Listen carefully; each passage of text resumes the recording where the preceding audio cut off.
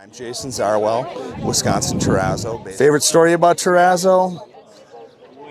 I don't know if I could really share it, but it does involve some of the parties that we've had with the NTMA. So a little bit away from Terrazzo Flooring itself, but just hanging with the amazing members of the NTMA and the get-togethers. Probably some of the best times we've had. My wife and I combine these events with our own personal vacations because we've enjoyed the friends that we've met through the organization.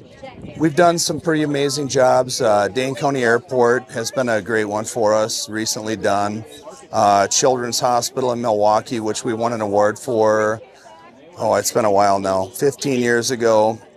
Several churches. So they don't have to be award winners necessarily to really mean a lot to us.